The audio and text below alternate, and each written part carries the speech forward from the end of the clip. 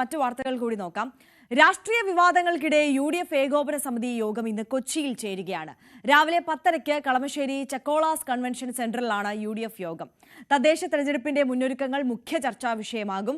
മുന്നണി വിപുലീകരണവുമായി ബന്ധപ്പെട്ട ചർച്ചകളും UDF യോഗത്തിൽ ഇടം പിടിക്കുമെന്നാണ് സൂചന. ആജ്ഞ രവീന്ദ്രൻ നമുക്കൊപ്പം വീണ്ടും ചേരുകയാണ് കൂടുതൽ വിശദാംശങ്ങളുമായി. ആജ്ഞ, ഗുഡ് മോർണിംഗ്. ഒരിക്കൽ കൂടി ഇപ്പോൾ നമ്മൾ സൂചിപ്പിച്ചതുപോലെ തന്നെ നിലമ്പൂർ തെരഞ്ഞെടുപ്പിന് ശേഷമുള്ള ആദ്യത്തെ UDF യോഗമാണ് എന്നതാണ് ഒരു പ്രത്യേകത.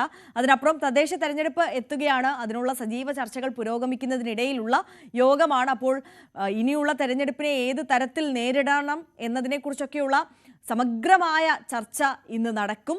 മുന്നണി വിപുലീകരണം, അതുമായി ബന്ധപ്പെട്ട ചർച്ചകൾ ഏറെ ആകാംക്ഷയോടെയാണ് രാഷ്ട്രീയ കേരളം ഉറ്റുനോക്കുന്നത്.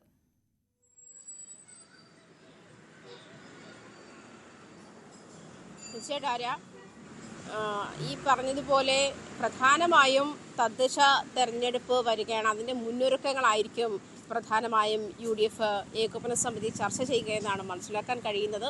എന്തായാലും ഇന്ന് 10:30 കളമശ്ശേരി ചാക്കോള സെൻറ്ററിൽ UDF യോഗം തുടങ്ങുന്നത്. പ്രധാനമായും തദ്ദേശ തെരഞ്ഞെടുപ്പുമായി ബന്ധപ്പെട്ടുള്ള അതിൻ്റെ മുന്നൊരുക്കങ്ങൾ, അതിനു വേണ്ടിയുള്ള മറ്റുള്ള തയ്യാറെടുപ്പുകൾ, മറ്റു തരത്തിലുള്ള ഏകീകരണങ്ങളൊക്കെ ഇതിൽ UDF യോഗത്തിൽ ചർച്ചയാക്കും. അതേസമയം ആരോഗ്യമന്ത്രിക്കെതിരെയുള്ള പ്രതിഷേധങ്ങൾ ഏതൊക്കെ തരത്തിൽ ഏകോപിപ്പിക്കാം എന്നുള്ള കാര്യം പ്രധാന ചർച്ചയുണ്ടാകുമെന്നാണ് മനസ്സിലാക്കാൻ കഴിയുന്നത്. കാരണം കഴിഞ്ഞ കുറച്ച് ദിവസങ്ങളായി പ്രതിപക്ഷം ആരോഗ്യ വിഭാഗത്തിനെതിരെ അല്ലെങ്കിൽ ആരോഗ്യ വകുപ്പിനെതിരെ വലിയ പ്രതിഷേധത്തിലാണ്. അത് ആരോഗ്യമന്ത്രിക്കെതിരെയുള്ള പ്രതിഷേധം കടുപ്പിക്കുന്ന ഒരു സാഹചര്യത്തിലേക്ക് തന്നെയാണ് കഴിഞ്ഞ ഒരാഴ്ചയായി UDFന്റെ പ്രധാനപ്പെട്ട അജണ്ട അത് തന്നെയായിരുന്നു എന്ന് വേണം പറയാൻ.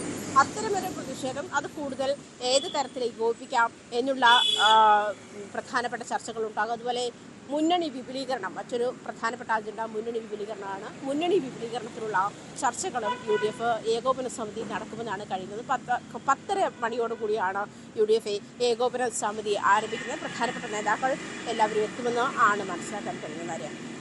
തീർച്ചയായും ആജ്ഞ രവീന്ദ്രനാണ് വിശദാംശങ്ങളുമായി നമുക്കൊപ്പം ചേർന്നത്.